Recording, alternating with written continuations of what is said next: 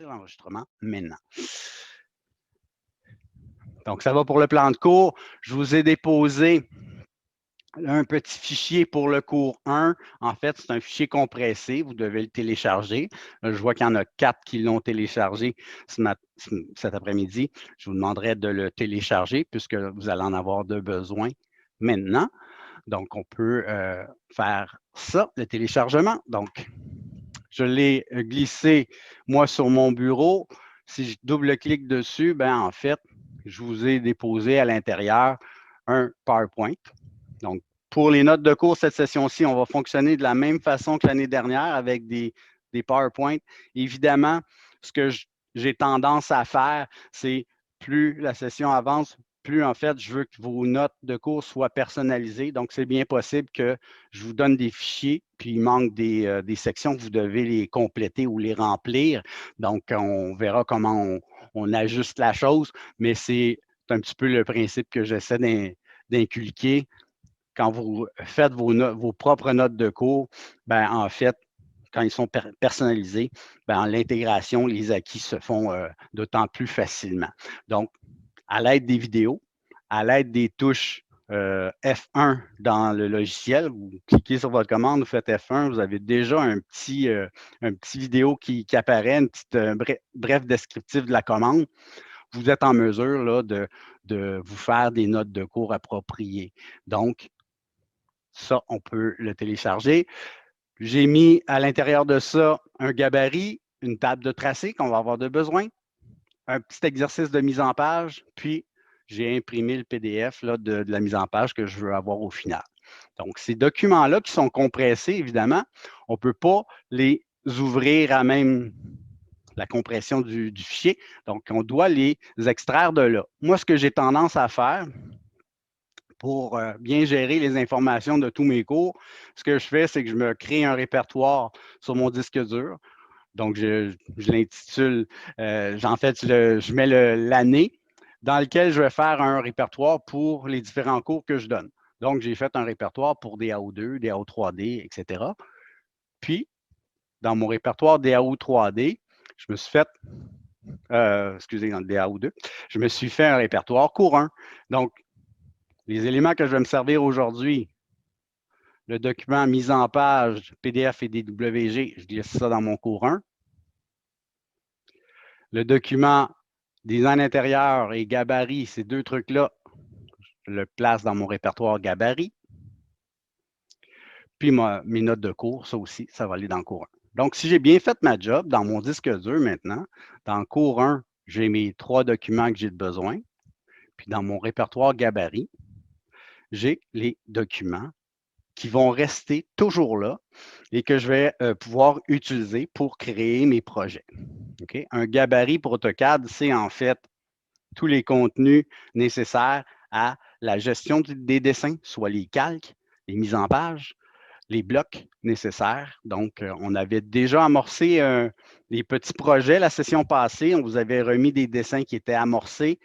Il y avait un début de gabarit à l'intérieur, un certain nombre de calques. Cette année, vous avez le gabarit complet du département. Donc, vous allez voir, là, il y a beaucoup plus de calques et on va voir au fur et à mesure comment on l'utilise. Donc, ces documents-là, donc tout le monde, vous êtes en mesure de vous faire des répertoires là, sur vos disques durs, oui?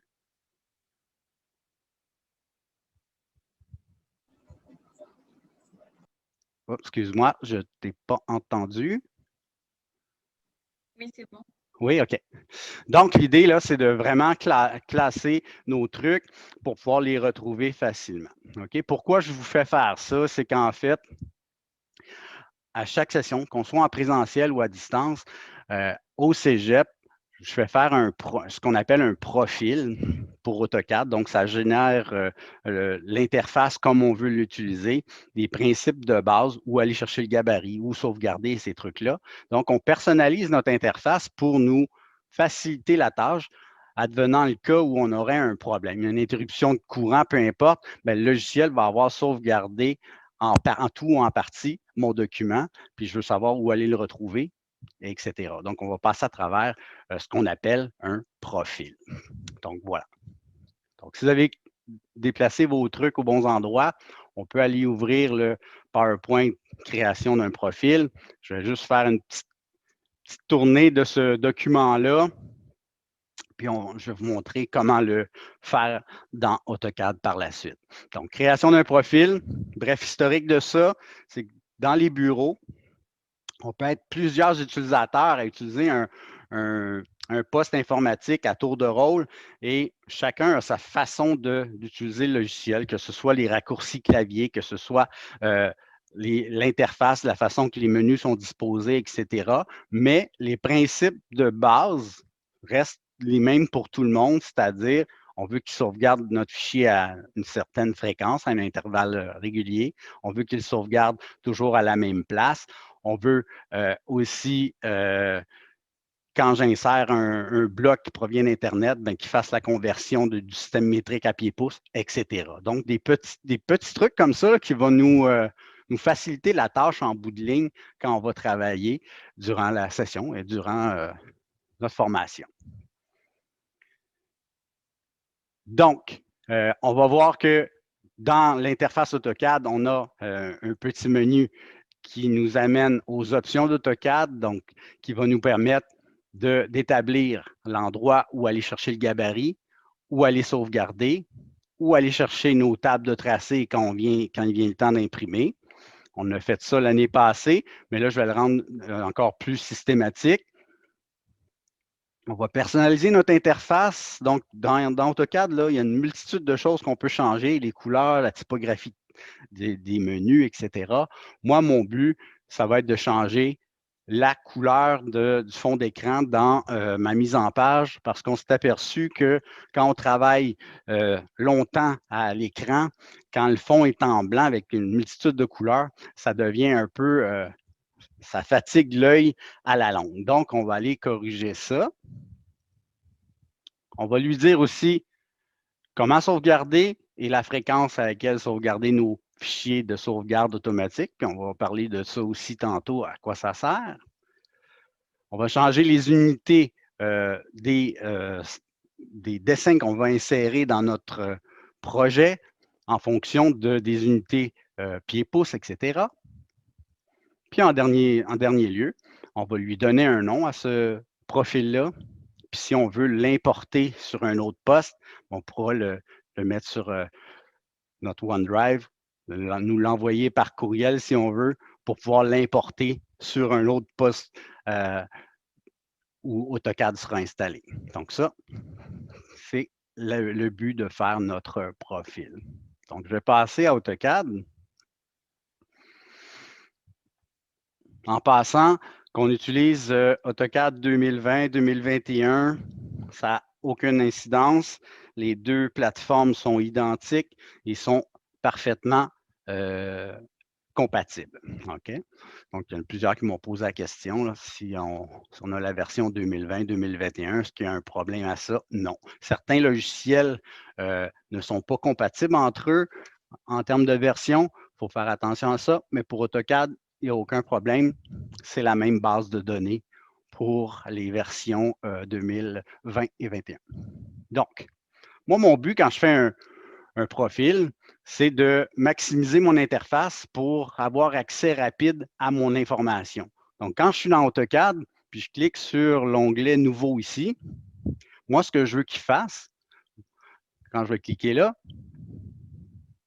je veux qu'il aille chercher mon gabarit ou le gabarit du département automatiquement. Là, comme ce n'est pas le cas, il va aller chercher les gabarits que lui a dans sa banque de données. Okay? Donc, moi, je ne veux pas qu'il me pose la question. À chaque fois que je vais partir un nouveau projet, je veux qu'il aille chercher les informations du département. Okay? Donc, ça, on va corriger ça dès lors. Là, ce que je vais faire temporairement, je vais aller chercher le menu en fait, plutôt le dessin ACAD DWT. C'est un gabarit de base d'AutoCAD. Puis, on va pouvoir changer nos options là-dedans. Donc, je vais juste rendre mon interface comme la vôtre, parce que je viens juste de donner un cours de DAO 3D. Donc, je suis présentement dans l'interface. Ce qui me montre que le dessin que j'ai utilisé n'est pas le gabarit du département, bien, le premier truc que je peux voir, c'est quand je clique dans les calques, bien, il n'y en a pas. OK? J'ai juste le calque 0. Puis si je regarde dans le bas, je n'ai pas de présentation, format lettre, tabloïd, etc. Il n'y a rien de fait. C'est-à-dire qu'un gabarit, si je veux gagner du temps, bien, je veux qu'il y ait les calques dedans, je veux qu'il y ait les présentations pour pouvoir, puis les blocs, pour pouvoir faire mon jeu de plan. Donc, on va aller corriger le tir. Dans le PowerPoint, la première option qu'on doit faire, c'est on clique dans notre écran graphique avec le bouton droit de notre souris. On va pouvoir aller sélectionner les options. Donc, si je viens dans Options ici, ça c'est normal, je suis à distance, j'ai une panoplie d'onglets que je peux corriger. Et c'est ce qu'on voyait, ni plus ni moins, dans notre PowerPoint. Donc, le premier onglet, c'est l'onglet Fichier. Je peux aller changer les endroits où il va aller chercher les documents. Et c'est ce que je veux faire. Donc, je vais aller dans l'onglet Fichier et je vais descendre dans ma liste. J'en ai un qui s'appelle Chemin de recherche des fichiers support de l'imprimante. Ça sert en fait à lui dire où aller chercher les tables de tracé, par exemple. Donc ici, j'ai recherche de table de tracé. Je vais cliquer le petit plus et je vais lui dire, comme j'ai déposé ma table de tracé dans mon répertoire DAO2 sur mon disque dur, je vais lui dire où aller le chercher. Donc, ce que je vais faire ici, je vais faire Ajouter. Ça va ajouter un lien et je vais lui dire Parcourir pour lui dire où dans mon disque dur j'ai déposé ma table de tracé. Donc, je vais aller chercher mon répertoire. Moi, je l'ai mis dans Archives 2021. Je l'ai mis dans DAO2. Le répertoire Gabarit. Et je fais Ouvrir. Ça lui indique le chemin à parcourir pour aller chercher ma table de tracé. À chaque fois que je fais un changement dans mon profil, je vais m'assurer de l'appliquer. Donc, si la case est en grisé, ça veut dire qu'il a enregistré les changements que je viens de faire. Donc, ça veut dire que le lien pour aller chercher la table de tracé est enregistré maintenant. Je vais descendre un petit peu dans ma liste. Est-ce que je vais trop vite? Pas assez vite? Vous pouvez juste me montrer comment vous l'avez ajouté? Alors, tiens, je vais le supprimer, je vais te le montrer. Donc, je vais enlever le lien. Donc, j'ouvre en cliquant sur le plus et je viens faire Ajouter. Ça vient ajouter une flèche avec un lien et je fais Parcourir pour aller chercher mon répertoire. Parfait, merci. N'oubliez pas de l'appliquer une fois que vous avez fait votre changement. Donc, chaque point que je vais faire, je vais appliquer les changements pour les conserver. Donc, si je fais ici le petit plus emplacement du fichier d'enregistrement automatique, encore une fois, je peux mentionner à AutoCAD, peu importe le fichier dans lequel je travaille, peu importe le projet, va le sauvegarder dans mon répertoire DAO2. Ça n'exclut pas le fait que vous devez faire des sauvegardes régulièrement. Cet enregistrement automatique-là, c'est une copie de sécurité. Si jamais votre DWG, vous n'êtes plus en mesure de l'ouvrir pour X raison, donc il vous dit que le fichier est corrompu ou peu importe, il n'est pas complet, je peux aller chercher mon fichier d'enregistrement automatique. J'ai toujours des anecdotes par rapport à chacune des étapes qu'on fait ici. C'est que bien souvent, même les finissants oublient en cours de route de mentionner l'endroit où on travaille. Donc, ça veut dire que plus votre fichier va être gros, plus les risques sont grands de perdre des informations. OK, on s'entend? Nos ordis, on travaille à de longues heures et ça peut arriver qu'on a oublié de sauvegarder régulièrement. On a, pour X raisons, le logiciel bug. Si je n'ai pas sauvegardé régulièrement, puis je ne lui ai pas dit où je sauvegardais mes fichiers temporaires ou mes fichiers de sauvegarde automatique, ça risque d'être long à retrouver. Donc, puis l'année passée, là, il y en a qui ne faisaient pas ça et il me disait, là, j'ai perdu mon fichier. Malheureusement, si on perd notre fichier DWG, qu'on n'est plus capable de les réouvrir, il faut qu'on recommence. Donc, pour éviter ces problèmes-là, assurez-vous de juste lui mentionner l'endroit de sauvegarde automatique, puis donner un intervalle régulier de sauvegarde. Donc, ce fichier-là, moi, ce que je veux, donc là, c'est un fichier temporaire. Moi, j'aimerais ça lui dire, ben, va sauvegarder dans mon répertoire DAO2. Comme ça, je vais voir mes fichiers de sauvegarde automatique. Puis si jamais j'en ai un qui m'intéresse parce que mon fichier DWG, je ne suis plus capable de l'ouvrir, ben, j'irai le renommer, puis j'irai le rechercher. Donc, je sélectionne mon lien ici, puis je lui dis parcourir, puis je vais aller chercher, en fait, mon répertoire DAO2. Et je fais ouvrir. Donc, il va sauvegarder mon document de sauvegarde automatique dans mon répertoire DAO2. Donc, ça va être facilement repérable, puis je pourrai aller récupérer. Puis en bout de ligne, à la fin de la session, s'il y a des fichiers que je ne veux plus, je pourrais les supprimer, évidemment. Donc, les fichiers de sauvegarde automatique, une fois que notre document est en archive et sauvegardé, je peux faire le ménage là-dedans, évidemment. Pourquoi je fais ça? Oui, René? Est-ce que ça va marcher pareil, même si ça enregistre dans OneDrive? Idéalement, non. En fait, il faut toujours faire ces sauvegardes-là sur le disque dur et même vos dessins quand vous les travaillez durant le cours ou durant vos périodes de travail, c'est toujours mieux de travailler dans le disque dur. Un serveur externe, c'est bien pour déposer nos trucs puis les mettre en archive, ça c'est parfait. Mais quand on travaille avec les logiciels, pour avoir la vitesse maximale de nos ordis, puis le plein potentiel, c'est mieux de travailler dans le disque dur. C'est l'accès le plus rapide qu'on peut avoir des logiciels. Donc, peu importe le logiciel que vous utilisez, toujours mieux de travailler dans le disque dur. Une fois que vous avez terminé, vous le sauvegardez.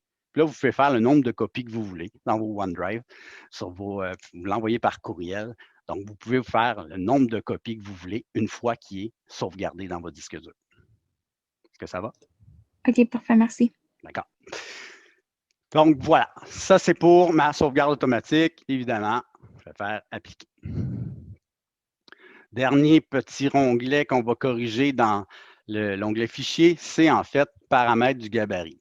Donc, si je clique sur le petit plus ici, on a nom de fichier du gabarit par défaut.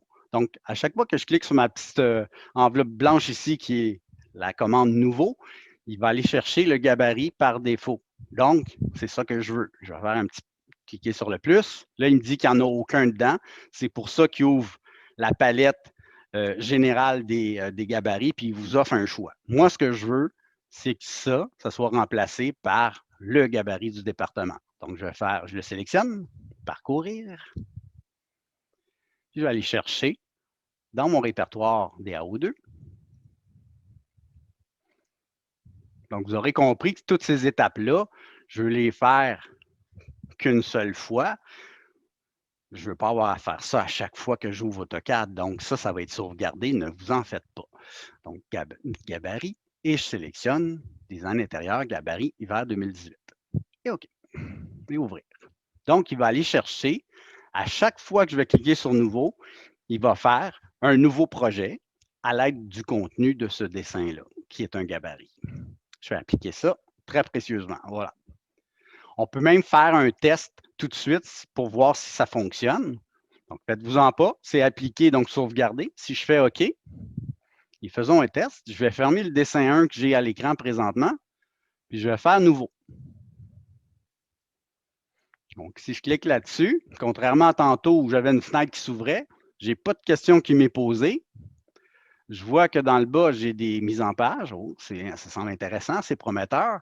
Puis, j'ai tous les calques du gabarit. Donc, ça m'indique qu'il est vraiment allé chercher le contenu de mon gabarit, contrairement à tantôt où j'avais aucun calque. Lara, est-ce que ça va? Est-ce que ça va, Lara? Elle vient de se reconnecter. OK. René, tu as une question? Donc, le zip, le folder zip, il fallait le mettre dans gabarit? Non, en fait, le répertoire zip, il fallait l'ouvrir, puis là, glisser les différents documents aux bons endroits. Donc, dans DAO2, là, dans gabarit, j'ai glissé le CTB et le DWT. Ces deux fichiers-là, je les ai mis dans Gabarit. Les dessins et le PDF puis le PowerPoint, je les ai mis dans Courant. OK, merci. Bienvenue.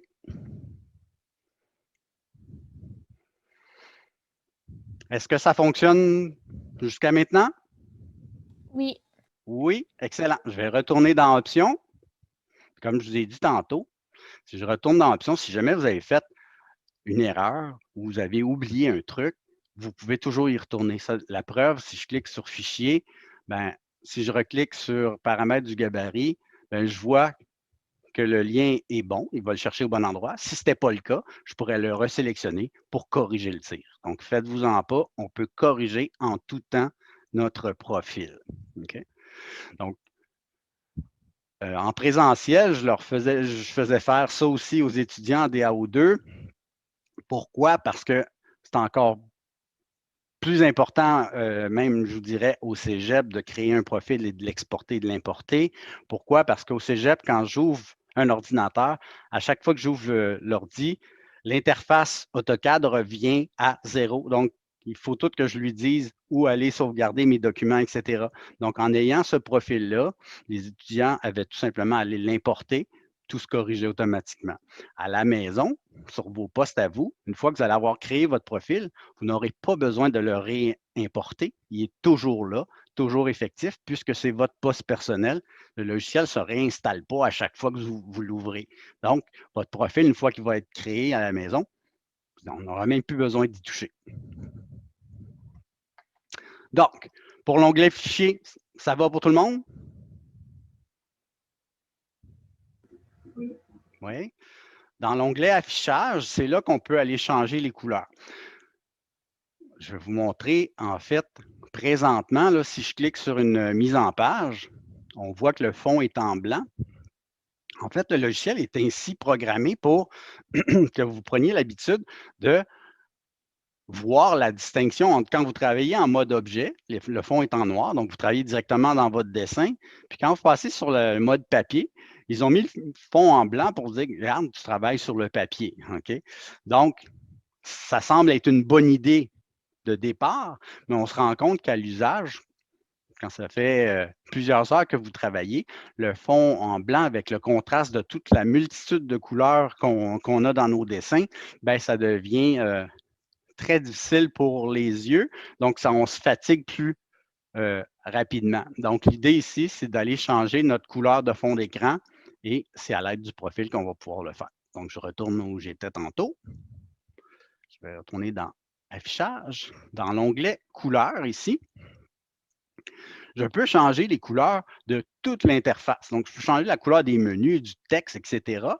Mais moi, mon but, c'est d'aller changer la couleur de la feuille de présentation. Donc, je sélectionne feuille de présentation. On me dit qu'elle est en blanc présentement. Je peux aller changer la couleur. Donc, je l'ai mis en noir. Plusieurs étudiants avaient fait des tests, ils ont dit « Ah, je vais le mettre à une autre couleur. » Faites attention parce que si c'est la couleur de votre fond d'écran est la même que les couleurs qu'on utilise dans le dessin, vous ne les verrez pas. Donc ici, on a priorisé le fait de le mettre en noir et on peut l'appliquer. Okay. Faisons un test. Si je l'applique, je vais regarder tout de suite ce que ça donne. Normalement, je vais faire OK. Je vais retourner sur ma mise en page. Mon fond d'écran est en noir. Okay. Quand ils ont programmé le logiciel, évidemment, quand on est en mode papier, c'est tout simplement que c'est comme si on avait déroulé une feuille de papier par-dessus notre dessin, puis on venait faire un trou pour voir notre plan. C'est un peu le principe de comment ça a été constitué. Okay? Donc, le mode objet est en arrière-plan, est en dessous, puis on a déroulé le papier pour faire la chose. Donc, c'est un petit peu le principe qu'ils ont utilisé. Je retourne ici. Donc, dans Affichage, j'ai juste changé les couleurs. Évidemment, on pourrait changer une multitude de paramètres là-dedans. On verra en cours de route s'il y a des trucs qui pourraient nous améliorer la performance de nos ordis. Pour l'instant, les paramètres qu'ils ont utilisés ici, c'est les paramètres optimaux. Donc, on va les laisser comme ça pour l'instant. Dans l'onglet « Ouvrir et enregistrer », c'est là qu'on peut lui dire la fréquence à laquelle on va sauvegarder nos documents. Je pense que de base, ils ont indiqué 10 minutes. Donc, on verra en cours de route si on doit changer cette fréquence-là. Donc, si nos ordinateurs sont vraiment très stables, on peut augmenter la fréquence. Sinon, on peut la réduire. Donc, pour l'instant, 10 minutes, ça me va. Moi, pourquoi j'ai ouvert cette parenthèse-là, c'était pour mentionner la compatibilité entre les versions d'AutoCAD. OK? J'ai un client, il fonctionne avec une vieille base de données d'AutoCAD. Donc, dans certains bureaux, ils vont conserver leur version antérieure d'AutoCAD parce qu'ils ont une interface qu'ils ont personnalisée. S'ils changeaient de version, ben, il y aurait des frais exorbitants pour changer ça. Donc, ils ne changent pas vraiment de version à toutes les fois que AutoCAD change. Donc, ils ne changent pas à toutes les années. Donc, si vous avez un client puis vous dites, ah, ben, il travaille avec une version antérieure, ben, je peux aller lui dire de sauvegarder de façon systématique la version à laquelle eux travaillent. Okay? Donc là, si on remarque, la version juste avant, c'est 2013. Ça veut dire que de 2013 à 2018, c'est la même base de données. Puis à partir de 2018 jusqu'à 2021, c'est la même base de données. Ça veut dire que la compatibilité, si vos clients travaillent avec la version 2018, 2019, 2020, 2021, on n'a pas de conversion à faire. S'ils travaillent avec une version antérieure, on peut le faire. Ça, c'est pour... J'ai beaucoup de fichiers, puis je travaille avec un client, puis j'ai besoin de sauvegarder de façon régulière dans une version antérieure, bien, je vais le faire ici. Sinon, quand je fais enregistrer sous, je peux le faire de façon manuelle pour un fichier en particulier. Okay? Donc ça, c'était juste culture personnelle, c'est fait. Tracé publié, c'est là qu'on peut choisir nos imprimantes. Pour l'instant, on n'a pas besoin de toucher à ça. Les trucs de système non plus. On va aller dans Préférences utilisateurs. Dans cet onglet-là, je vous ai parlé des blocs qu'on insère qui peuvent provenir d'Internet ou autre. Donc, si j'ai un bloc qui est en métrique, si je ne le convertis pas, quand je vais l'insérer dans mon dessin qui est en pied-pouce, bien, il va être 25 fois trop grand. Pourquoi? Parce que un pouce égale 25,4 mm. Ça veut dire que quand j'insère un bloc qui a été dessiné en millimètres, bien, il va être énorme. Donc, pour éviter des problèmes comme ça, je peux lui dire ici, les unités sources et cibles, bien, quand je les insère, ils vont se convertir automatiquement. Donc, ça peut régler en presque à 80% du temps les problèmes d'insertion de blocs qui ne sont pas en vraie grandeur. Donc, ça va régler le tir. Donc, ça, c'est bien important de le faire. Je vais l'appliquer. Dans l'onglet Dessin,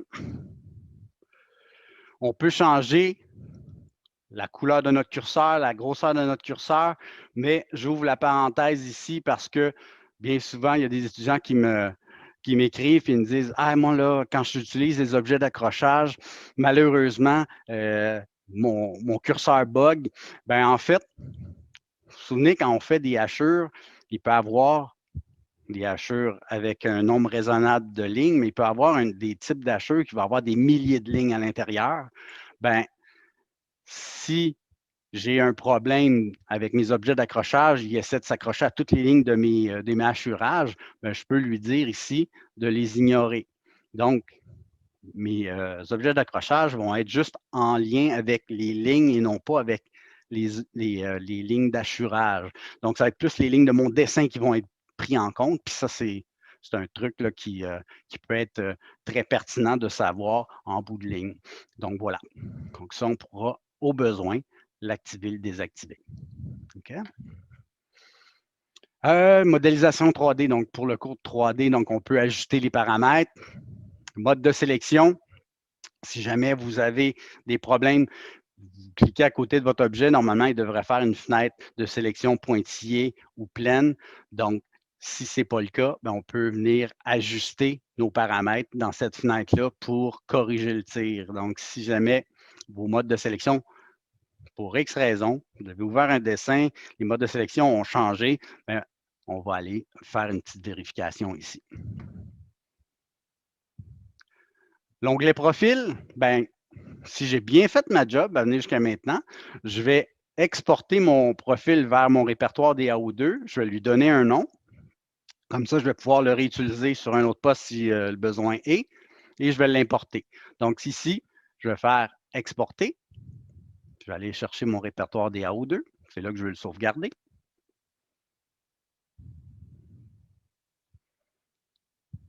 Et je vais lui donner un nom. Donc moi ici, je vais le mettre en majuscule. Moi, je l'ai appelé profil CAD pour l'instant. Et je vais faire enregistrer. Donc, dans mon répertoire des AO2, il va enregistrer le contenu de mon profil. Et ce petit fichier-là, je pourrai. Donc, on voit là dans mon répertoire des AO2, profilcad.arg, c'est mon profil, donc les paramètres de personnalisation de mon menu AutoCAD. Et là, je vais pouvoir me l'envoyer par courriel ou peu importe dans OneDrive si j'en ai besoin pour un autre cours. J'aimerais ça qu'il soit affiché sur mon poste. Je vais faire importer. Je vais aller le rechercher. Donc, une fois qu'il va être importé puis il va être là, je n'aurai plus besoin d'aller le chercher par la suite. Je vais aller dans DAO2, profil CAD. Je vais l'appliquer. Donc, il est dans ma liste. Si je double-clique dessus, c'est lui qui va être actif. Et si j'en ai une autre liste, donc je peux supprimer toutes les autres pour être certain, oui, pour être certain que mon profil CAD est actif et c'est que celui-là qui est utilisé. Donc, si j'ai bien fait ma job, je vais faire quelques tests. Donc, je vais fermer tous mes dessins. Je vais me faire un nouveau dessin donc, pour voir si mon gabarit est utilisé. Ça me semble être le cas. Mes calques sont là. Je suis dans un nouveau dessin avec tout le contenu de mon gabarit. Parfait, ça fonctionne bien. Je clique sur ma mise en page. Mon fond d'écran est en noir. Excellent. René, tu as une question? Oui, est-ce que vous pouvez le refaire? Je pense que je l'ai mal fait. Refais quoi? Tu veux que je refasse quoi? Pour renommer le... Le profil? Oui. OK. Je vais retourner en mode objet. Je vais aller dans Options. Donc, dans mon onglet Profil ici, quand j'ai appliqué tous les changements, donc le profil qui est actif présentement, c'est celui-là que j'ai modifié le contenu. Je vais faire Exporter. Je m'en viens le déposer dans mon répertoire de travail DAO2. Donc, une fois que mon répertoire est ouvert, c'est là que je vais lui donner un nom. OK? Faites-vous-en pas. Si jamais vous en avez déjà un de sauvegardé, puis vous lui donnez le même nom, il va écraser l'ancien. Donc, si jamais j'ai fait des erreurs, je corrige des trucs, puis je l'exporte à nouveau, ça va écraser l'ancien. Donnez-lui le même nom, donc de cette façon-là, ça va écraser l'ancien. OK? Si vous ne lui avez pas donné de nom encore, ben, il va s'enregistrer d'emblée. Vous voyez, dans mon cas, j'en ai déjà un. Oui, j'écrase l'ancien, mon nouveau est là, donc je vais pouvoir l'importer. Est-ce que ça va? Oui, merci. Bienvenue. Donc, je continue mon petit test. J'ai ouvert un nouveau projet. Je vois que mes calques sont là. Mon fond d'écran, c'est là que j'étais rendu, est en noir. Excellent. Si je fais bouton droit de souris en cliquant sur mon onglet de mise en page, je vais aller voir le contenu de la mise en page pour voir si ma table de tracé est bien là. Donc, si je clique là-dessus, puis je lui dis, OK, je veux voir le contenu de mon format lettre. Si je fais modifier, on me dit ici qu'il va chercher la bonne table de tracé, design intérieur CVN 2018 par défaut.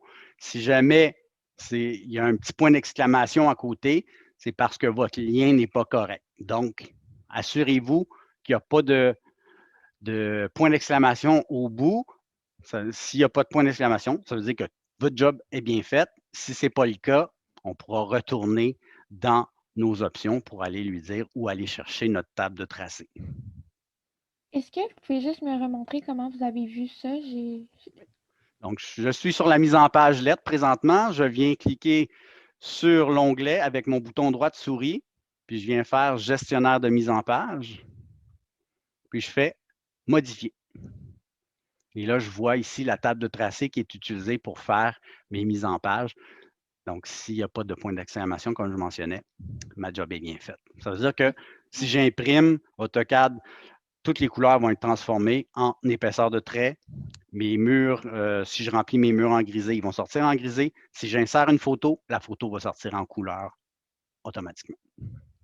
Donc, c'est les principes de la table de tracé.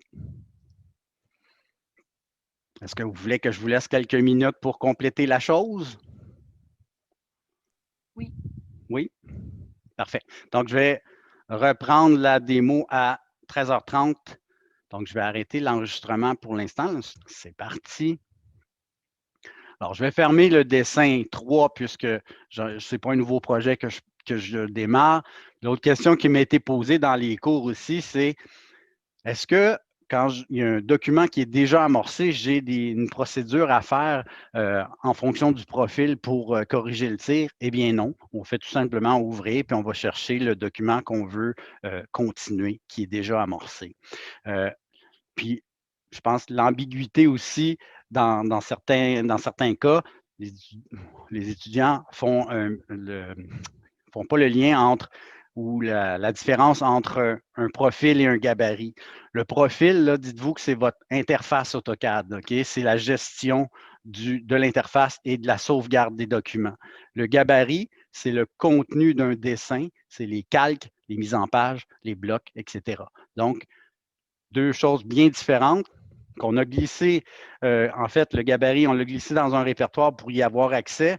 Ce gabarit-là reste toujours intact. On ne l'ouvre jamais, pratiquement jamais, ce document-là. On s'en sert pour faire des nouveaux projets. Donc, voilà la distinction. Je vais cliquer sur l'onglet « Ouvrir ».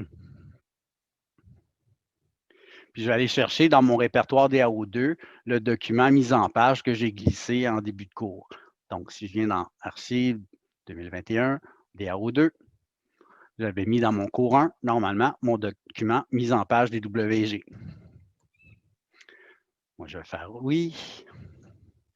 Et ça nous amène, en fait, vous reconnaissez certainement ce plan-là. Vous avez fait une planification en projet résidentiel.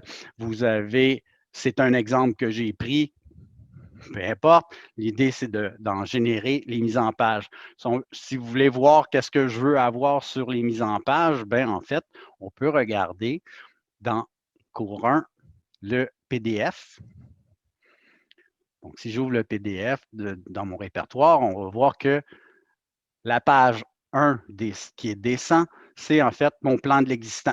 Donc, je vois le plan tel qu'il était fait au départ. En page 101, on a le plan d'aménagement avec le nouveau mobilier, les nomenclatures des mobiliers avec la liste des mobiliers. Puis en page 102, on a des zones agrandies, donc les salles de bain numéro 1, numéro 2 qui ont été agrandies, okay, à des échelles différentes. Donc, c'est ce que je veux avoir, moi, sur les mises en page, et c'est le but de ma démo. Donc, ça va vous faire un petit récap, un petit refresh là, des mises en page, des échelles, et comment on dispose et comment on crée nos pages. Donc, si vous regardez dans le bas de mon écran, j'ai fait le ménage de ce dessin-là. Vous n'avez qu'une seule mise en page. Donc, si vous cliquez sur « Existant », il y a une feuille 8,5 par 11 par 17, excusez-moi, horizontale qui apparaît. J'ai déjà amorcé certains éléments dans le cartouche qu'on peut éditer en tout temps. Puis, j'ai renommé mon premier onglet avec le nom du dessin comme tel. Donc, c'est le plan de l'existant. Okay? Les informations qui sont incluses dans les cartouches sont éditables en tout temps. Puis ça, en fait, c'est un bloc qui est muni d'attributs.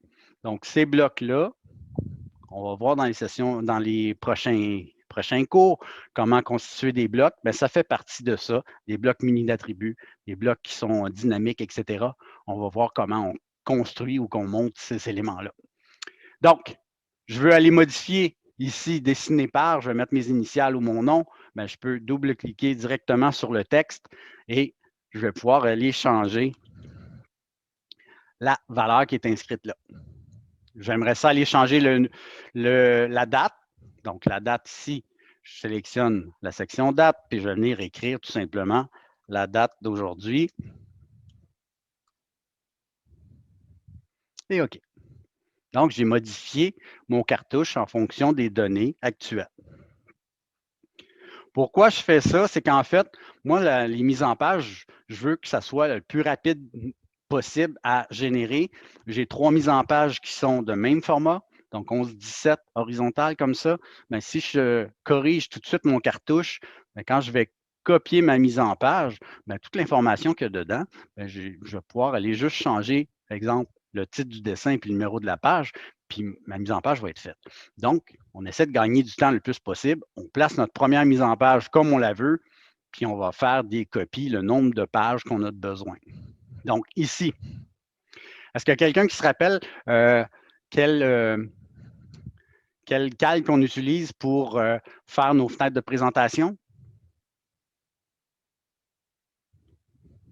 C'est pas présentation fenêtre. Exactement. Je vais juste activer mon menu pour qu'il soit identique au vôtre. Voilà. Parce que j'ai donné le cours de dessin 3D ce matin, puis mon menu est encore en 3D. OK. Donc, j'ai exactement la même interface que vous. Quand on est sur la mise en page, évidemment, on a l'onglet présentation maintenant, effectivement, puis tu as raison, le calque qu'on utilise, c'est présentation fenêtre. Ce calque-là a la particularité de ne pas s'imprimer. Ça veut dire que si je fais un contour et que je viens interrompre ma fenêtre à un certain endroit, ben, je n'aurai pas de ligne de contour alentour de mon plan, puis dans certains cas, c'est préférable. Quand j'ai un plan complet, c'est moins problématique, mais quand j'ai plusieurs fenêtres, on va voir que c'est utile que le contour ne s'imprime pas. Donc, ce calque-là est fait expressément pour ça. Je viens sélectionner mon onglet Présentation et je vais faire une fenêtre rectangulaire, pleine page. Donc, je clique avec mes objets d'accrochage à diagonale. Comme j'ai mentionné tantôt, quand je suis sur la fenêtre, le format papier, c'est un papier qui est opaque. Ma fenêtre de présentation, c'est comme si je faisais un trou, puis je vois ce qui se passe en dessous. Bon, là, mon plan n'est pas pleine page. Je vais entrer à l'intérieur de ma fenêtre de présentation. Deux façons de le faire. Je peux double-cliquer à l'intérieur de ma fenêtre de présentation, ce qui m'indique que je travaille dans ma fenêtre. Vous voyez, le contour vient de s'épaissir. Votre curseur XY vient de se positionner dans le coin et dans votre barre d'état, c'est écrit objet. Ça veut dire que maintenant, vous travaillez directement dans la fenêtre. Contrairement à quand je suis à côté, dans ma barre d'état, c'est marqué onglet papier. Je suis sur la feuille et mon XY, il vient se positionner dans le bas de mon écran. OK? Donc, visuellement, là, c'est assez clair si on porte attention, si on travaille dans la fenêtre ou pas. OK? Donc là, il faut être dans la fenêtre. À l'aide de la roulette, je veux déplacer ma caméra ou ma vue en plan. Donc, je clique sur ma roulette, je laisse mon doigt dessus. Ça vient faire un mode panoramique et je peux venir positionner le plan à l'endroit où je veux l'avoir. Initialement, dans mon mode objet, mon échelle pour créer ce plan-là était 3/16 de pouce égale 1 pied. On est quand même assez chanceux. C'est celle-là. Si ça n'avait pas été celle-là que je voulais, bien, je pourrais aller la changer en tout temps. OK? Donc, moi, l'échelle 3/16 de pouce égale 1 pied, ça correspond bien à ce qu'on a dans la mise en page du PDF. Donc, c'est ça que je veux utiliser. Je positionne mon plan à l'endroit où je veux l'avoir. Une fois que c'est fait, je vous conseille d'appliquer tout de suite le petit verrou, donc le petit cadenas. Pourquoi? Parce que si je ne verrouille pas ma fenêtre, puis je fais un zoom, ben, mon plan, il change d'échelle, puis il change de position. Donc, pour éviter ça, dès que j'ai choisi mon échelle, puis mon plan est au bon endroit, je vais mettre mon petit cadenas. Et là, si je fais des zooms, ben, mon plan, il reste toujours à la même place et c'est avantageux. Visuellement, si je regarde mon PDF versus le plan, il semble me manquer quelques trucs. Donc, ça veut dire quoi est-ce que vous avez une piste de solution? Qu'est-ce qui arrive dans ce dessin-là? Pourquoi il y a des calques ou les éléments qui manquent? Ils ne sont pas activés? Exactement. Donc, on sait que dans AutoCAD, les calques nous servent à imprimer des lignes en épaisseur de trait, mais nous sert aussi pour faire des phases de construction. Donc, quand vous travaillez avec vos papiers calques, vous déroulez votre papier, vous dessinez ce que vous voulez, puis vous pouvez superposer les calques. Bien, c'est le même principe dans AutoCAD. Les calques peuvent être allumés, éteints au besoin. OK? Donc, ce que ça veut dire, c'est que quand je suis en mode objet, tous mes éléments sont là. Si j'ai ouvert une fenêtre de présentation puis il me manque des éléments, ça veut dire que dans cette fenêtre-là en particulier, il y a des calques qui ne sont pas activés. OK? Donc, pour gérer vos calques, toujours être à l'intérieur de la fenêtre, puis on va aller voir dans notre menu. Évidemment, en DAO1, on avait beaucoup moins de calques que dans le gabarit intégral. Là, présentement, là, vous avez exactement ce que vous aviez l'année passée en termes de calque. Donc, c'est le gabarit de DAO1 qu'on a là. Donc, ça veut dire qu'on a une vingtaine de calques versus 128 dans le nouveau. OK? Donc, ça va être important de bien gérer nos calques et c'est ce qu'on va faire là, dans les prochains cours. Donc, ici, si on regarde nos onglets, on voit que le calque E fini est fermé seulement que dans cette fenêtre-là. Donc, si on l'activait, on verrait nos calques apparaître. Puis là, on voit qu'il y a des calques nouveaux qui sont allumés. Dites-vous que dans la phase existante, tout ce qui est nouveau devrait être éteint. Ça veut dire que si je veux faire une bonne gestion de calque pour mon plan de l'existant, tout ce qui commence par N devrait être désactivé. Puis si vous vous posez la question, c'est à quoi que ça sert les deux premières colonnes? Bien, les deux premières colonnes nous permettent d'activer et désactiver les calques partout. Donc, si je veux m'en servir dans mes mises en page, ce n'est pas utile de venir les éteindre partout puisqu'ils ne sont pas disponibles dans aucune mise en page. Donc, c'est vraiment avec le troisième onglet que ça va me permettre de gérer mes calques et de pouvoir les utiliser de façon indépendante d'une page à l'autre. Donc, le troisième onglet, c'est vraiment geler ou libérer un calque dans la fenêtre courante. Donc, seulement que dans celle-là, je vais pouvoir les allumer, les éteindre. Une fois que ma gestion est faite, je peux sortir de là. J'ai présentement mon plan de l'existant qui est affiché. L'échelle est bonne. Qu'est-ce qui me manquerait versus le PDF? Est-ce qu'il me manque des trucs?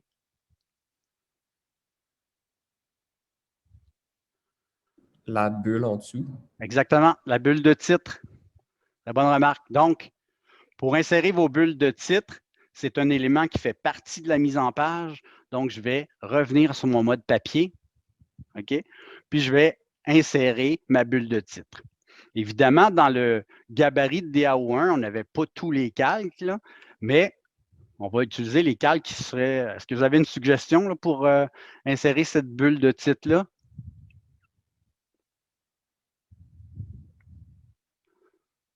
Faites-vous-en pas, là. Je ne vous mordrai pas, là. Là, c'est dans insérer. Oui, non, le calque que je devrais utiliser. Quand on dessine, qu'on insère un bloc, qu'on est en train de dessiner quelque chose, notre première étape, ce serait de choisir notre calque. Donc, dans le cas où je veux insérer une bulle de titre, selon vous, on utiliserait… Oui, exactement. C'est une annotation. OK? Donc, c'est vraiment dans les sections annotation qu'on pourrait mettre ces éléments-là. Donc, E-annotation, dans ce cas-ci, serait pertinent. On va voir que dans le nouveau gabarit ou le gabarit complet, on a vraiment des calques qui sont vraiment expressément faits pour la mise en page, puis des calques qui sont faits expressément pour les plans. Donc, pour l'instant, E-annotation, très, très bon choix. C'est vraiment une annotation qu'on est en train de faire. Deuxième étape, on me l'a dit, I pour insérer, donc dans la commande d'insertion, on va aller chercher dans le dessin courant le bloc qu'on a de besoin. Donc, le bloc qu'on a de besoin, c'est en fait symbole titre sous dessin. Je viens l'insérer et je vais venir le positionner à l'endroit où je veux l'avoir. Là, je l'ai lâché trop rapidement, mais ce n'est pas grave. Je vais entrer les informations que je veux à l'intérieur. C'est le plan de l'existant. Ça aussi, c'est un type de bloc qu'on va réaliser, qu'on va créer, en fait, montrer comment on crée ces blocs-là. Quel est le numéro de la page? Des 100, parfait. Et c'est le plan numéro 1. On vient placer. Donc, je vais déplacer ma bulle puisque je l'ai lâché un petit peu trop rapidement. Puis habituellement, quand on positionne ces bulles-là, on l'aligne avec notre plan comme tel. Si ma souris veut suivre, ça va bien aller. Donc, normalement, je viens positionner, je vais me rapprocher un petit peu pour vous montrer. Normalement, je viens l'aligner avec mon plan. Voilà. Ces blocs-là sont munis de paramètres dynamiques. Là, si je vois là, la ligne sous mon titre n'est pas tout à fait assez longue, ben, c'est prévu. Si mon titre est plus long, ben, je viens tout simplement cliquer sur la ligne et je vais pouvoir les tirer au besoin. C'est un paramètre qu'on dit dynamique pour les blocs d'annotation. Okay? Donc, on peut mettre des paramètres à nos lignes pour pouvoir les étirer. On va voir comment on constitue ces blocs-là éventuellement. Ma première mise en page est terminée. Okay? Si je regarde le PDF, c'est exactement ça. Si je regarde la page des 101, qui est ma page numéro 2, c'est en fait le plan d'aménagement. Donc, la différence entre mes deux plans, c'est vraiment une gestion de calque et les informations qui sont à l'intérieur. Mais autrement, c'est exactement la même page. Donc, ça veut dire que moi, si je suis efficace et je veux gagner du temps, ben, je ne vais pas recommencer ma mise en page au complet. Je vais cliquer bouton droit de souris sur mon onglet, puis je vais la copier. Okay? Donc, je vais copier ma mise en page. Donc, c'est la page existante que je vais créer une copie et je peux même lui dire de la placer à la fin. Donc, de cette façon-là, il va me faire une copie identique. Il va me mettre un petit 2 à côté. Puis ma page 2, qui est mon plan de l'existant 2, je vais pouvoir le renommer et apporter les changements rapidement dedans.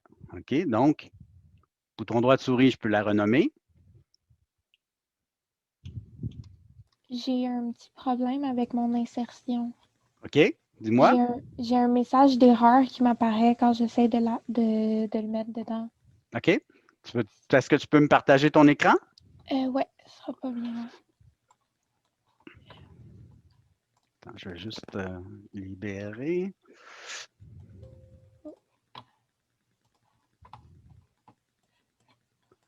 Ça dit que je peux pas le faire Ouais. à cause que vous partagez. OK. Ouais. Désolée. J'ai juste arrêté mon partage, je vais pouvoir le faire. Vas-y. OK.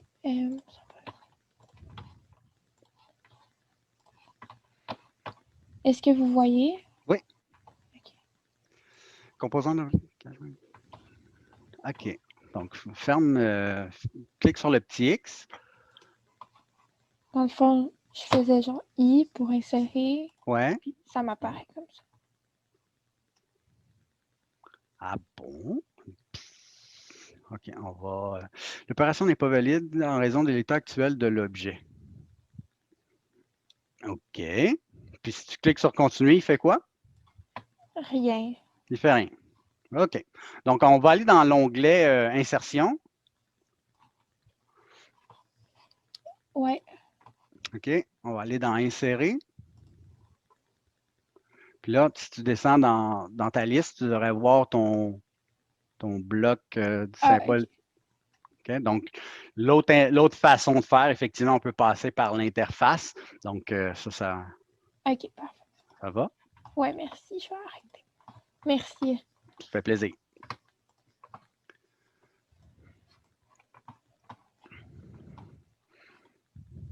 Donc, j'ai copié ma mise en page. On le sait qu'on peut renommer les onglets en fonction du plan qu'on veut lui attribuer. Évidemment, les informations dans le cartouche, je vais pouvoir les changer. Donc, ça, je ne les ferai pas au complet, mais vous pouvez tout simplement double-cliquer sur les différentes informations puis venir changer en fonction du PDF les informations qui sont inscrites. OK? Donc, vous nous changez le numéro de page, l'échelle s'il y a lieu, etc. Donc, on s'assure que ça correspond à notre PDF. La bulle de titre, même principe. je double-clique, je peux aller changer les informations qu'il y a à l'intérieur. Donc ça tombe sous le sens. Je veux afficher mon plan d'aménagement. Même principe que tantôt. Quand je fais ma gestion de calque, il faut que je sois à l'intérieur de la fenêtre pour pouvoir le faire. Donc, contrairement aux informations qui sont des éléments qui sont sur le papier, je double-clique dessus tout de suite pour les corriger. Pour le plan et la gestion de calque, il faut que je sois à l'intérieur de la fenêtre de présentation. Okay? Donc, j'ai cliqué vraiment dans le vide pour pouvoir activer ma fenêtre de présentation. Donc, dans le plan d'aménagement, évidemment, tout ce qui est nouveau devrait être visible. Donc, la gestion est relativement simple. Je fais juste allumer mes éléments nouveaux. Et dans mes calques existants, dans mon plan de l'existant, j'avais mis une hachure dans mes pièces. Puis, dans mon plan d'aménagement, j'ai fait une nouvelle hachure sur un autre calque pour faire le contour de mes mobiliers. Donc, ça veut dire que si je ne veux pas avoir les hachures qui passent à travers mon mobilier, il faut nécessairement que le calque existant fini. C'est comme si j'enlevais ce calque-là pour pouvoir bien voir mon plan. OK? Donc, la gestion de calque pour nouveau existant, c'est à moi de choisir les éléments que je veux afficher ou pas. Dans ce cas-ci, pour ce projet type-là, on avait fait des hachures dans toutes les pièces dans mon plan de l'existant. Évidemment, si j'apporte des modifications dans la phase nouveau, je vais en faire une nouvelle hachure et de cette façon-là, je vais pouvoir les allumer, les éteindre au besoin. Est-ce que ça fait du sens?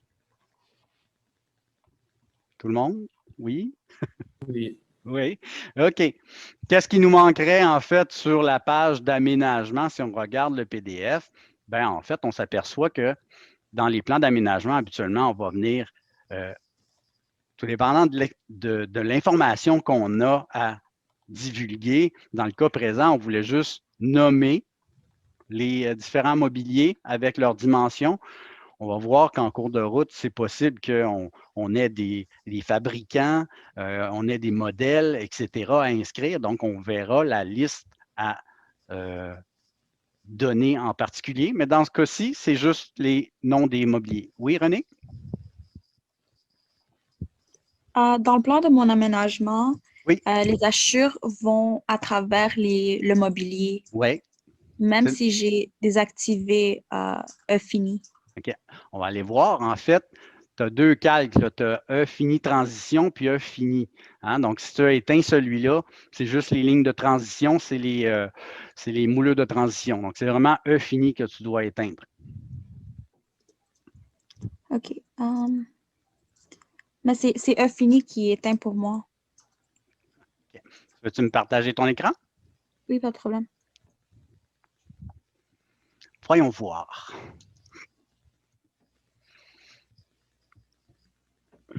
OK. Là, tu veux gérer tes calques dans cette fenêtre-là. Il faut que tu sois dans la fenêtre pour pouvoir les éteindre. Hein, c'est la première chose que je vous ai mentionnée. Là. Clique pour entrer dans ta fenêtre de présentation. Est-ce que je ne peux pas... Un instant. OK, voilà, donc... Tu es toujours en mode papier, René. Il faut que tu rentres dans ta fenêtre de présentation pour gérer tes calques. Okay. Oui! Alors, tu vois... OK! Et Okay, rallume... OK. Reviens dans ta fenêtre de calque, là, dans ton tableau de calque. OK. Oui. Je veux que tu restes en mode objet, puisque là, ta gestion de calque n'est pas terminée. OK, comme ça? Non, là, tu es toujours en papier. Rentre. OK, Oui, objet. parfait. Regarde dans ta fenêtre de... Oui, c'est ça, clique là. Et là, tu vois, nouveau fini transition est éteint. Il faudrait les rallumer. Tous les calques nouveaux, il faut les allumer, sans exception. Okay. Parfait. C'est juste E fini qui Exactement. est éteint. OK, exactement. parfait. Merci. Ça fonctionne? Oui. Super. Je ne sais pas comment sortir. Oui, je vais partager mon écran, puis ça va régler le tir. Ça va? Oui, merci. OK. Donc, n'oubliez pas, hein, quand on fait notre gestion de calque, il faut être vraiment à l'intérieur de notre fenêtre de présentation. Si je suis sur le papier, puis j'essaie de fermer des calques, vous allez vous apercevoir que ça n'a aucune incidence sur le dessin puisque cet onglet-là va geler ou libérer dans la fenêtre courante. Donc, il faut être dedans pour pouvoir gérer nos calques, sinon, ça n'a aucune incidence. OK. Je reviens sur mon mode papier. J'aimerais ça insérer cette liste de mobilier-là. Donc, encore une fois, dans mon tableau inséré ou insertion pour celle qui ça ne fonctionnait pas tantôt, vous allez voir dans votre liste, là, je vous ai fait un tableau. Donc, pour l'instant, je peux venir insérer le tableau. Ça aussi, on va voir comment on constitue les tableaux, comment on entre l'information, mais c'est un bloc qu'on vient tout simplement insérer. OK? Évidemment, n'oubliez pas de modifier les informations dans vos bulles, sous vos plans, pour que ça corresponde exactement au PDF. OK? Donc, ça devrait être inscrit plan d'aménagement, la page 101, puis on devrait avoir le tableau. Donc, ça devrait être complété. Ça, je vous laisse le terminer. La dernière page, évidemment, sera des plans agrandis des deux différentes salles de bain. Donc, je vais faire la même chose que tantôt. Je vais dupliquer ma dernière page, qui est mon plan d'aménagement. Donc, je la sélectionne.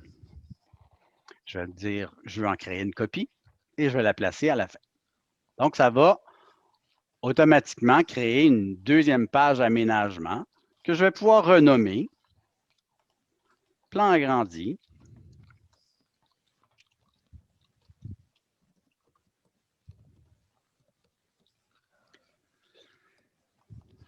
René, est-ce que ton micro est encore ouvert? Ça se peut-tu? Non. Non? Oui, je t'entends. OK. Donc, plan agrandi. Évidemment, cette page-là est distincte des autres, donc je vais pouvoir changer les informations dans mon cartouche, le numéro de la page. Est-ce que j'ai besoin de cette liste de mobilier-là pour ce plan-là? Je ne pense pas. On va aller voir. Plan agrandi. Donc, il n'y a pas de liste de mobilier là-dessus. Donc, ça veut dire que les informations que je n'ai pas de besoin, que j'ai insérées sur mon papier, si j'en ai pas de besoin, je peux carrément les effacer. Faites-vous-en pas. Chaque page est indépendante. Ça veut dire que si je reviens à mon plan d'aménagement, ben, ma légende est toujours là sans problème. OK? Donc, j'ai fait une copie. Les changements que j'apporte à ma page suivante, si c'est des trucs que j'ai insérés ou écrits, ça n'a aucune incidence sur les pages précédentes. OK?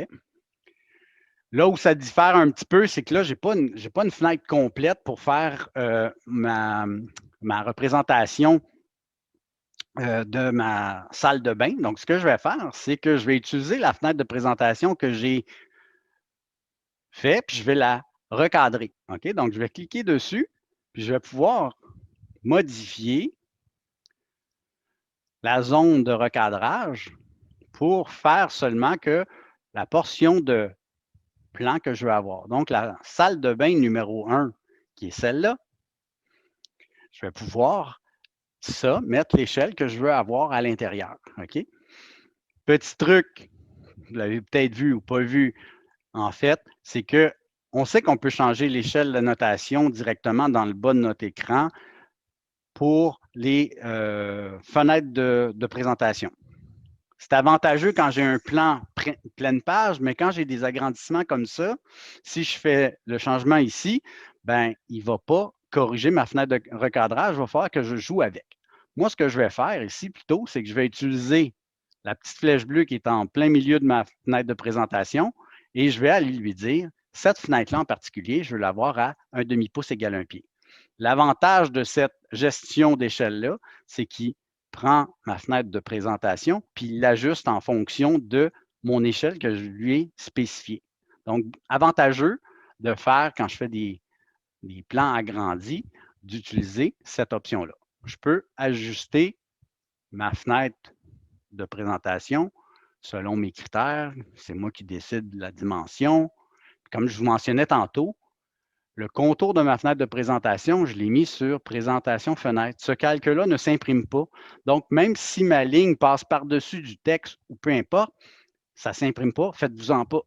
Donc, ma ligne n'a pas d'incidence sur, elle ne s'imprimera pas. Donc, je peux prendre ma bulle de titre, puis venir la déplacer et venir la positionner sous mon plan et je vais éditer le texte pour corriger l'information qui est à l'intérieur. Donc, je vais pouvoir aller changer l'échelle, le nom de ce détail-là, le numéro de la page, etc., en fonction de ce que vous avez dans votre PDF. Donc, ça, je vais vous laisser le faire. Pour ma deuxième fenêtre de présentation, c'est ma salle de bain numéro 2. On peut en recréer une autre si on veut. Moi, je suis hyper paresseux, fait que j'utilise beaucoup copier, honnêtement. C'est mon dessin, donc je peux me permettre de copier mes trucs. C'est moi qui les ai dessinés, donc je peux copier. Vous allez me dire, ouais, mais tu as 2 fenêtres pareilles. Ben, on va recadrer tout simplement pour voir la deuxième salle de bain. Donc, je vais agrandir ça un petit peu de ce côté-là. Je vais recadrer pour voir la portion que je veux. Et même principe que tantôt, je pourrais ajuster mon échelle en fonction de ce que j'ai besoin. Donc, dans le PDF, on nous demandait ce plan-là à l'échelle 3/4. Ben, je peux rapidement faire ma gestion d'échelle et tout ce qui me resterait au final à faire, ce serait de changer les informations dans mes bulles de titre pour que ça corresponde exactement à ce que j'ai dans mon PDF.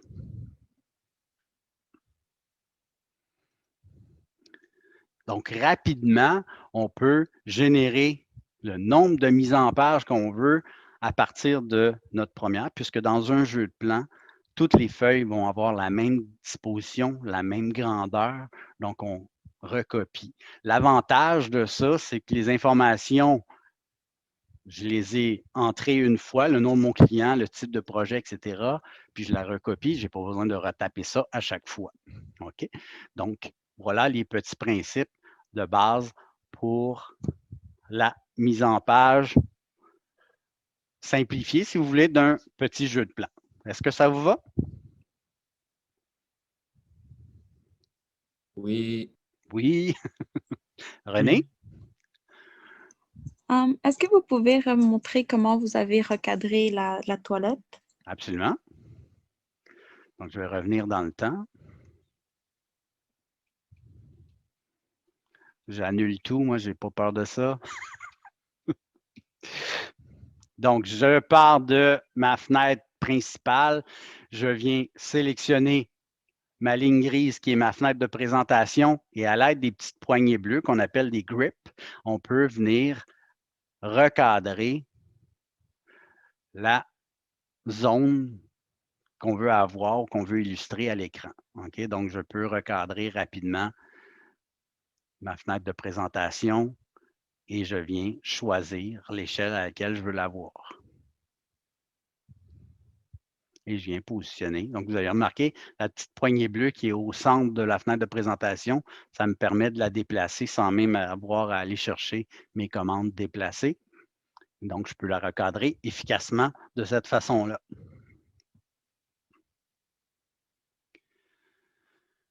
Donc, ce que vous avez à terminer, si ce n'est déjà fait, assurez-vous que votre profil fonctionne bien.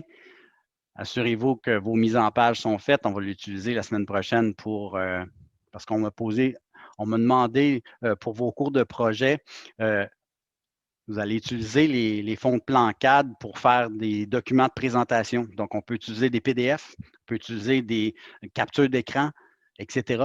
Donc, je vais vous donner quelques trucs la semaine prochaine pour pour intégrer vos plans CAD, soit dans des présentations PowerPoint, Word, InDesign, peu importe le logiciel, le principe va rester le même. Donc, je vais vous donner quelques trucs la semaine prochaine, puis vous allez pouvoir les utiliser durant la session pour faire vos présentations, si vous avez des présentations à faire dans vos cours de projet et autres. Donc, voilà. Le cours d'aujourd'hui est écourté un petit peu. Moi, j'ai terminé ce qu'on avait à faire pour aujourd'hui. Donc, comme je vous ai mentionné, je vais déposer la vidéo dans Léa. Assurez-vous pour la semaine prochaine que votre profil fonctionne bien, puis que vos mises en page, votre dossier est fait. Donc, voilà, j'ai arrêté le partage. Si vous avez des questions, des insultes ou